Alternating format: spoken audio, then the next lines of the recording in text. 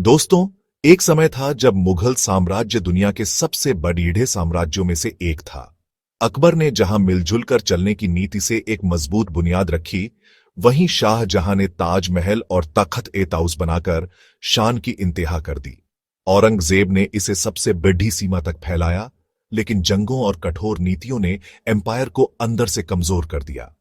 औरंगजेब की मौत 1707 में होती है। उसके बाद शुरू होती है मुगलों के पतन की असली कहानी। औरंगजेब के बाद तका अश्त के लिए खूनी जंग।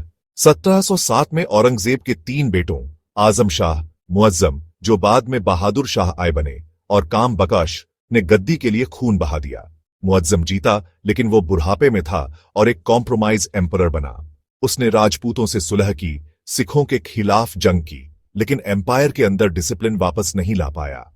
बहादुर शाह के बाद तो जैसे दिल्ली का तख्त खेल बन गया। हर कुछ साल में एक नया बादशाह, एक नई साजिश और एक नया कत्ल। कमजोर बादशाह और दी किंग मेकर्स 1712 में जहांदार शाह आया, एक बादशाह जो अपनी रखैल लाल कुंवर के साथ रंगरलियों में डूबा रहता था।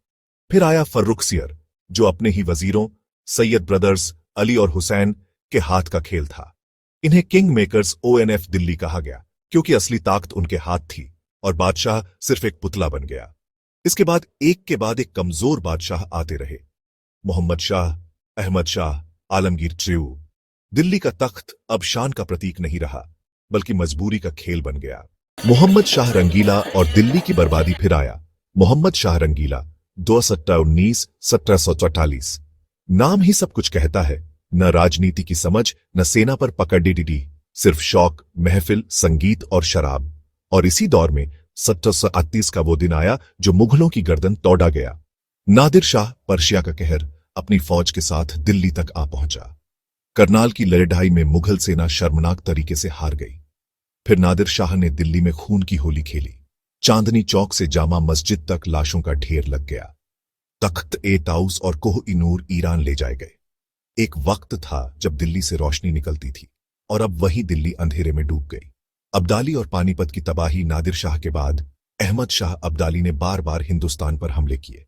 हर हमले ने पंजाब को और ज्यादा तबाह कर दिया। और 1667 की पानीपत की तीसरी लड़ाई ने तो साम्राज्य की कमर ही तोड़ दी। इस जंग में मुगल अब बेकार थे। असली टक्कर थी अब्दाली और मराठों की। लेकिन मुगल बादशाह फिर भी बेइज्जती से देखते रहे। जिस साम्राज्य ने कभी पूरा भारत अपने कब्जे में रखा था, वो अब दूसरों की जंगों में बस एक तमाशबीन बन गया। क्षेत्रीय शक्तियों का उदय। जैसे जैसे दिल्ली कमजोर होती गई, नए ताकतवर खिलाड़ी उभरते गए। मराठा, शिवाजी के वंशज और पेशवाओं के नीचे भारत का सबसे बड़ा हिंदू साम्राज्य बन गए। एक वक्त था जब उनकी सेना दिल्ली तक आ गई और मुगल बादशाह से चौथ वसूली। सिख, गुरु गोबिंद सिंह और बंदा बहादुर के बाद पंजाब में 12 मिसलें बनी। मुगलों की जगह उन्होंने पंजाब की धड़कन बनाई। जाट, मथुरा और भरतपुर में अपना राज्य बनाकर मुगलों को चुनौती दी। अवध, बंगाल, हैदराबाद, मुगल सूबेदार खुद को नवाब और निजाम कहने लगे और मुगल अथॉरिटी सिर्फ नाम तक रह गई। एक वक्त था जब पादशाह-ए-हिंद सबसे बड़ा दर्जा था, और अब वही पादशाह अपनी ही सूबेदारी से बेअसर हो गया। अंग्रेजों का उदय, द ब्रिटिश चैलेंज। और दोस्तों, यहीं आई एक और ताकत, ईस्ट इंडिया कंपनी। 1757 की प्लासी की लड़ाई में सिराज-उद-दौला को मीर जाफर ने धोखा दिया और बंगाल अंग्रेजों के कब्जे में चला गया। बंगाल मुगलों का सबसे अमीर सूबा था, जहां से सोना, चांदी और दौलत बह रही थी। अब वही दौलत अंग्रेजों के हाथ में चली गई। 1767 की बक्सर की लड़ाई में तो मुगल बादशाह शाह आलम ही खुद ब्रिटिश के सामने हारे, और उसके बाद मुगल बादशाह बंगाल, बिहार और ओडिशा के रेवेन्यू के बदले में बस एक पेंशनर बन गया। एक वक्त था जब उनके खजाने में कोह-ई-नूर चमकता था, और अब वो अंग्रेजों से रोटी के लिए भीख मांग रहे थे। आखिरी दिन बहादुर शाह जफर 18वीं सदी के आखिर तक मुगल बस दिल्ली और लाल किले तक सिमट गए थे। अंग्रेज असली शासक बन गए थे, और मुगल सिर्फ उनकी दस्तखत करने वाले गुजर बसर करते थे। 1854 की बगावत आई और सिपाहियों ने बहादुर शाह जफर को अपना नेता बनाया। एक पल के लिए लगा जैसे मुगल फिर से जिंदा हो रहे हैं, लेकिन अंग्रेजों की ताकत और उनकी निर्दयता के सामने बगावत दबा दी गई। बहादुर शाह जफर को रंगून भेज दिया गया। जहां उन्होंने अपना आखिरी वक्त गुजार दिया, और उनके शब्द मुगलों के पतन की सबसे दर्द भरी दास्तां बन गए। कितना है बदनसीब ज़फर, दफन के लिए 2 गज जमीन भी न मिली कुएं यार में।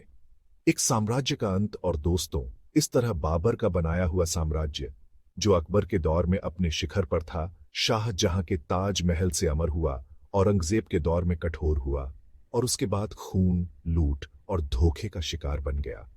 वो 1854 में हमेशा के लिए खत्म हो गया, और मुगलों की कुर्सी से उठकर हिंदुस्तान के असली शासक बन गए अंग्रेज।